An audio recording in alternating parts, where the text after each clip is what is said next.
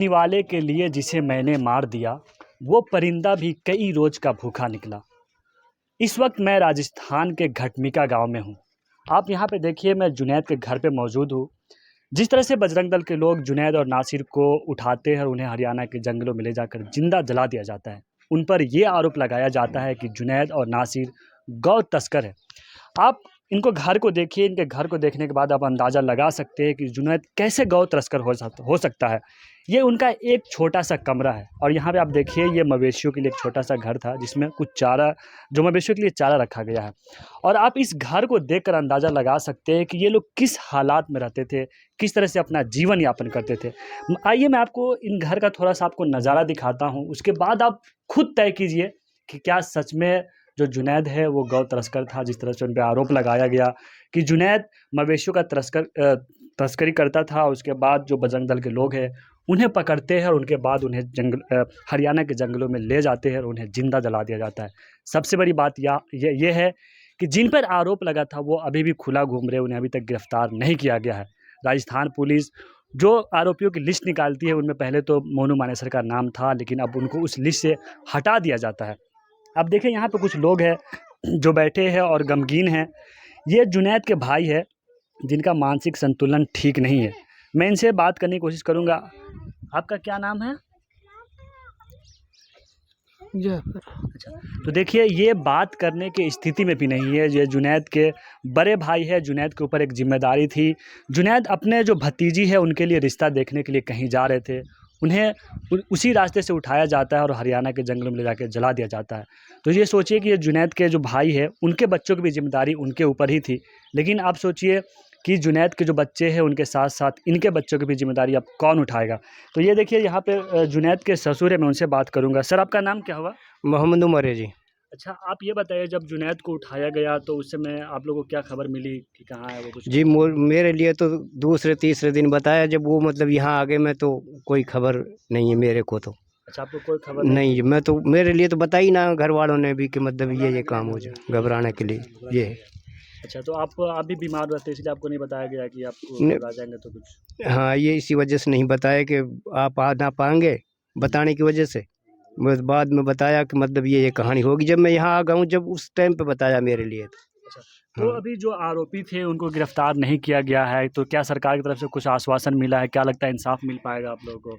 जी, सरकार मतलब इंसाफ करना चाहे तो एक पल भर में कर दे, और भाई सरकार ने मुद्दा ना उठाए तो अब उसको सरकार के हाथ में ही बात। तो अब हम तो क्या कर क्या सकें। मानेसर को क्लीन चिट दे दी, जी उसका नाम ही नहीं है, तो क्या कहना चाहेंगे? सर, इसी के लिए हम लोग ये प्रोटेस्ट कर रहे हैं। जब बॉडियों को दफनाया गया, मैं निराश था, मैं चिल्लाया था। तमाम हिंदुस्तान के लोगों ने देखा होगा, क्योंकि मैं मना कर रहा था कि जुनैद को इंसाफ चाहिए, नासिर को इंसाफ चाहिए। तब तक बॉडियों को नहीं दफनाया गया, तब तक अशोक गहलोत जी कह रहे थे कि मैं जल्दी आ रहा हूँ घाटमी का। बॉडियों को दफना दिया गया और उनको आश्वासन दे दिया गया कि आपको दोनों परिवारों को एक एक सरकारी नौकरी मिलेगी, और वो नौकरी का नाम कॉन्ट्रेक्चुअल नौकरी है। कॉन्ट्रेक्चुअल नौकरी, मैं तो इंग्लिश पढ़ा नहीं हूँ, लेकिन मैं जब मुंह से शब्द निकला तो मैं उसको कान से सुन लिया कि कॉन्ट्रेक्चुअल क्या होता है। क्योंकि सर, ये हमें कहीं लॉलीपॉप दिया गया है, इसलिए कि ये लोग आश्वासन में आ जाएं, बॉडियों को दफना दिया जाए, बॉडियों को दफनाने के बाद में मामला शांत हो जाएगा। लेकिन मेरे जहन ने ये गवाही नहीं दी, मेरे दिल ने ये गवाही नहीं दी, क्योंकि मेरा ज़मीर ज़िंदा है, मरा नहीं है मेरा ज़मीर। मैं इंसान हूँ, इंसानियत का मैं इज़्ज़त रखता हूँ, क्योंकि हिंदू मुसलमान सिख ईसाई तमाम लोगों का जो कत्ल किया गया वो नासिर जुनैद का नहीं हुआ, पूरे भाईचारे का, संविधान का, हर चीज़ का कत्ल कर दिया गया। क्योंकि जिस आतंकी ने मेरे भाई का कत्ल किया है ना, वो आतंकवादी मोनू मानेसर, अमित शाह जी है ना, अमित शाह जी उस गैंग के मालिक हैं, हमारे देश के। हाँ, गृह मंत्री जी उसके मालिक हैं, उस गैंग के, वही चलाते हैं उस गैंग को। क्योंकि मोनू मानेसर कान में यूं बतला रहे हैं, उसका एक रिकॉर्डिंग और लीक हो रहा है, आप लोग सुन लीजिए। वो फोन कर रहे हैं और कह रहे हैं कि जी इसको अरेस्ट मत करिए, मोनू मानेसर को। आप लोग सुन लीजिए, वीडियो वायरल भी हो रहा है, रिकॉर्डिंग भी वायरल हो रहा है। सर, ये पुलिस की नाकामी है और साजिश है पुलिस की। ये एक हमारे खिलाफ सरासर साजिश रची जा रही है और मेवाती को टारगेट किया जा रहा है और इल्ज़ाम लगाया जा रहा है कि ये लोग गोकशी करते हैं। राजस्थान पुलिस कह रही है हम जा रहे हैं, तो लेकिन हरियाणा पुलिस हम पर केस कर दे रही है, तो मजबूर है इसलिए नहीं कर पा रहे हैं। वही राजस्थान पुलिस जो कह रही है कि हम जा रहे हैं, वही राजस्थान पुलिस जब मियाँ भाई के द्वारा, क्योंकि कातिल कातिल होता है, जब मियाँ भाई के द्वारा कन्हैया लाल की हत्या की जाती है, राजस्थान पुलिस दुबई जाती है। कहाँ जाती है? दुबई, दूसरी कंट्री में जाती है, सऊदी खाड़ी देशों में, और फ्लाइट के जरिए 2 घंटे में पकड़ के यहाँ ले आती है। क्या शर्म नहीं आती? ये हमें विश्वास दिला रहे हैं और दूसरी तरफ से कह रहे हैं कि हमारे ऊपर केस हो गया। ये रली मिली साजिश है, क्योंकि Voda Itel Airtel, Voda idea Airtel, ये सब टावर अलग अलग है, नाम अलग अलग है, लेकिन लोगों को एक तरीके से लूट रही है सारी कंपनियां। ऐसे ही इन लोगों की साजिश है। वरुण सिंगला जी खुलेआम दहशतगर्दी को अंजाम दिलवा रहे हैं और दे रहे हैं। तो जो मुख्यमंत्री आपके अशोक गहलोत मिलने नहीं आते हैं, नहीं आए, कन्हैया लाल के परिवार के घर जाते हैं, आपके घर नहीं आते हैं। वहां तो धरने पे बैठ जाते हैं ना, क्योंकि वो कन्हैया लाल है, ये नासिर और जुनैद खान है, ये नासिर और जुनैद खान है, और ये मेवात के रहने वाले हैं। कल अशोक गहलोत जी पूड़ी भाजी खा के गया अलवर में। अरे शर्म आनी चाहिए श्रीमान जी आपको। इससे बड़ी बेहयाई की बात क्या करोगे आप? एक मुख्यमंत्री होकर नाइंसाफी कर रहे हो और फिर ये कह रहे हो कि क्या मुआवजा बढ़ाने से आपके भाई जिंदे हो जाएंगे। तो मैं उससे पूछना चाहता हूं गहलोत जी, क्या कन्हैया लाल के साथ में जो आपने वादा किया, इंसाफ दिया? अगर हम उस इंसाफ को मांगे, क्या हम गलत कह रहे हैं? इसमें आपकी बेशर्मी नहीं है?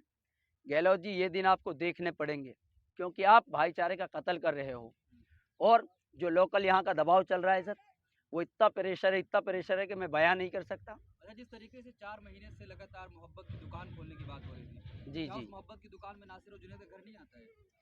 नहीं, इनका घर कोई नहीं, नेता ट्वीट नहीं इनका किया। घर नहीं है सर, इनका घर तो अफगानिस्तान में आता है। नासिर और जुनैद का जो घर है वो अफगानिस्तान में आता है, वो वहाँ आता है, कुवैत में, इराक में आता है, सीरिया में आता है, फ़लस्तीन में आता है, लेबनान में आता है, क्योंकि नासिर और जुनैद इस देश के नागरिक नहीं, इस सरकार के हिसाब से कन्हैया लाल इस देश का नागरिक है।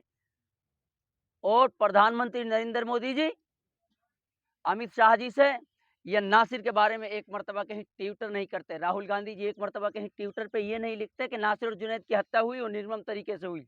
अगर कन्हैया की हत्या होती तो गहलोत जी धरने पर बैठ जाते हैं। इसी मेवात में जब राहुल गांधी की जुम्मन जोड़ो यात्रा निकली थी, कौन सी यात्रा?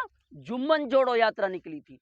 जो गुलाम है ना, वो सारे के सारे गुलाम इसी मेवात में सबसे ज्यादा गुलाम पीछे लगे थे राहुल गांधी के। राहुल गांधी को इतनी बड़ी यात्रा कहीं नहीं मिली होगी जितनी मेवात में मिली। ये मेवात भाईचारे की मिसाल है। यहाँ हमारे गांव की 5 गांवों की पंचायत लगती है, और यहाँ एक बनिया का घर है खंडेलवाल का, उसको हमने 5 मरतबा 25 साल से सरपंची करता रहा। इससे बड़ी मिसाल क्या लोगे? बोले हम आतंकवादियों का समर्थन हो रहा है। हतीन में पंचायत हुई, कल एक पत्रकार महोदय गए, उनसे कहा गया क्या नाम है, उसने कहा जी मुबारक। तो उससे कहा गया कि आप टीका लगाइए। उस पत्रकार ने कहा कि मैं टीका नहीं लगाऊंगा। तो उससे कहा कि अपनी आईडी दिखाइए। फिर उसने कहा कि जी आईडी देखने का क्या मकसद है? मुझे वो जानते हैं, वहाँ बाबा जी जो बैठे थे वो जानते हैं। तो उन्होंने कहा नहीं, आप यहाँ से निकल जाइए, वरना नासिर और जुनैद की तरह हत्या कराना चाहते हो हतीन की मंडी के अंदर तो यहीं रुक जाइए। वो पत्रकार चुपचाप आ गया। क्या ये आतंकवाद को बढ़ावा देना नहीं है? ये लोग मेवात के बीच में रहते हैं, याद रखना, ये लोग मेवात के बीच में रहते हैं और हम इनसे कुछ भी नहीं कहते। हम खुद इनको भाईचारे का कॉल देते हैं। कन्हैया की हत्या हुई, हम लोग प्रोटेस्ट में निकले, हत्यारा हत्यारा होता है, कन्हैया के दोषियों को फांसी दो। लेकिन आज जब बात नासिर और जुनैद की आती है तो ये भड़वागिरी करते हैं और ये कहते हैं, यहाँ कल फिरोजपुर झिरका के अंदर श्रीकांत और दूसरा एक रिंकू सैनी, इनके परिवारों को ये पैसे की मदद कर रहे हैं, पैसे की मदद। और फिरोजपुर थाना ने जिस तरीके से मेरे भाइयों की बॉडी को लेने से मना कर दिया कि आप ले जाइए, क्या ये पुलिस का फर्ज नहीं बनता? जो मुलजिम किसी को मार के लाए, अधमरा करके लाए, उसको थाने में बिठा लेना चाहिए था। क्या वो मुलजिम नहीं था मोनू माने सर? ये पहली घटना नहीं है, आप लोग कई सारी फोटो लगाए हैं, लगातार तमाम घटनाएं यहीं से घटी हैं। तो ऐसे समय में क्या कहना चाहेंगे प्रधानमंत्री से और अपने मुख्यमंत्री से आप? मैं तो प्रधानमंत्री जी से यही कहना चाहूँगा कि श्रीमान जी या तो इंसाफ कर दीजिए, वरना आपका भी एक दिन आएगा। श्रीलंका के प्रधानमंत्री वो महेंद्र थे ना, वो दूसरे जंगल से भागे थे, उन्होंने भी हिंदू मुस्लिम किया था। हिंदू मुस्लिम करना बंद कर दो। नहीं, आप डरिए मत, टेंशन मत लीजिए, आप डरिए मत। हमारे साथ में न्याय नहीं हो रहा, अन्याय हो रहा है, ठीक है? कहनी दीजिए जो मैं बात कह रहा हूँ, ये डरने की बात नहीं है। हाँ, प्रधानमंत्री जी जो भेदभाव कर रहे हैं हमारे साथ में खुलेआम, 2014 से अब तक जितनी लीचिंग हुई है, तबरेज़ की लीचिंग हुई, हाफिज़ जुनैद की ट्रेन में हुई, अभी 2 महीना पहले एक बर्तन व्यापारी की हत्या कर दी जाती है सहारनपुर और मेरठ के बीच में। और पहलू खान को आप देखिए, भाई हट जाइए यहाँ से, पहलू खान को देखिए किस तरीके से बैठा हुआ है रोड पे, और वो नासिर को देखिए, जुनैद को देखिए, पीछे देखिए राहुल खान को, ये कार्तिक भील को मार दिया जाता है पानी के नाम से। ये देखिए अखलाक को किस तरीके से मारा गया, और ये जितेंद्र मेघवाल खाली मूछे रखने पे मार दिया जाता है। क्या मूछे रखूंगा तो मैं प्रधानमंत्री से पूछ के रखूंगा, प्रधानमंत्री जी क्या मैं मूछे रख लूं, क्या उसको तेल लगाना पड़ रहा है मेरी मूछों में, जो इतना जहर घोल दिया। सुबह से शाम तक कभी आज तक पर कुत्तों की तरह डिबेट लड़ाई जाती है, कुत्तों की तरह लड़ाया जाता है 3-3 हजार में खरीद कर, और उसका असर कहाँ पड़ रहा है, इस मेवात में पड़ रहा है, क्योंकि ये मुस्लिम बहुल इलाका है मेवात, इसलिए इसको टारगेट किया जा रहा है। और पुलिस बराबर इनके लिए बराबर सहयोग कर रही है। आपकी मीडिया के माध्यम से कहना चाहता हूँ, पुलिस वाले हैं जिन्होंने उनको सबको नहीं लिया, या जो जब जिंदा थे नहीं लिया, तो उनके खिलाफ कोई कार्रवाई या कोई पुलिस वालों के खिलाफ बराबर मुलजिम है पुलिस वाले, तो उनका कोई क्योंकि नामजद कराया हो कुछ पुलिस वालों को, या देखो जी, पुलिस वालों का सबसे बड़ा नामजद तो ये है कि पुलिस वालों ने ही 5, 6, 7, 8 आदमियों को नाम दिए थे, ये बजरंग दल वाले आदमी थे, और जो आपके भाइयों को लेके गए हैं, तभी तो हमें पता चला है कि कौन कौन आदमी लेके गए हैं। दूसरी बात यह है कि उस गांव के लोग शाहिद हैं, गवाह हैं, उस गांव के लोग जहाँ पे ये घटना हुई थी, पीरो को जौतरी गोपालगढ़ अंतर्गत में। और सबसे पहली बात यह है कि मेरे भाइयों के पास कोई सबूत नहीं था। मेरे भाई किसी भी गांव में जाके पूछ लो, यहाँ एक खड़ा है हमारा भाई, उसकी गाड़ी गिट्टी की चलती है, यहाँ बेचारा गाड़ी चला के मजदूरी करता था, और मैं सरफ का काम करता हूँ मोटरसाइकिल से, बाइक से फेरी करता हूँ, गांव गांव घूमता हूँ। मेरे भाइयों 200-300 रुपए की मजदूरी करके अपने बच्चों को पाल रहा हूँ, और मुझे धमकियाँ दी जा रही हैं। क्यों धमकियाँ दे रहे हो? मैं कहना चाहता हूँ सत्ता के दलालों से, कब तक आप ऐसे धरना प्रदर्शन करेंगे? धरना जारी रखूंगा। ये लुंगी है ना, ये लुंगी मेरी माँ ने सुबह दी है मुझे पहनने के लिए। ये लुंगी है ना, ये कफन में तब्दील हो सकती है, अगर मेरी जान चली गई तो इस लुंगी का कफन तो बन सकता है, लेकिन ये नहीं कि मोहम्मद जाबिर यहाँ से उठ जाए बिना इंसाफ लिए, ये नहीं हो सकता। क्योंकि मैं उस दादे की औलाद हूँ जिन्होंने अंग्रेजों से लाठी के बल पे लड़ाई लड़ी, क्योंकि पहले मुगलों से लड़ाई लड़ी, फिर अंग्रेज आ गए, उनसे लड़ाई लड़ी, और फिर हम लोगों ने रायसेन को खाली करा के अंग्रेजों को बमूल पे चढ़ा दिया कि हमारे देश को छोड़ जाइए मेहरबानी करके। तो मुख्यमंत्री अशोक गहलोत कह रहे हैं कि पैसा दे दिए, मुआवजा दे दिए, अब साफ बिल धीरे धीरे टाइम लगेगा। अशोक गहलोत जी से ये पूछिए कि जी चिरंजीवी जो योजना लागू की है, क्या वो सरकार की मदद है क्या? पूछिए। चिरंजीवी जो योजना है ना सर, उसमें किसी की भी डेथ हो जाती है, किसी की भी, तो उस योजना के अंतर्गत जो योजना दी गई है उसको कोई भी निकलवा सकता है परिजन, चिरंजीवी योजना को। और दूसरी बात एक, उसमें 5 लाख रुपए का जो लॉलीपॉप दिया गया है वो 1 अप्रैल से लागू होता है। कब से? 1 अप्रैल से लागू होता है। मेरे भाइयों की डेट कब हुई? 15 तारीख में रात में। तो 1 अप्रैल में जब वो डेट दी गई है, तो आप ये बताइए 5 लाख रुपए निकल सकते हैं क्या? वो तो अप्रैल में लागू होंगे, और डेट कब हुई है? 15 फरवरी में। तो आप सोचिए 1.5 महीने बाद जो स्कीम लागू होगी वो खाते में आएगी क्या? नहीं आ सकती ना। चिरंजीवी क्यों? और कन्हैया लाल परिवार को 1 करोड़ दिया जाता था, यहाँ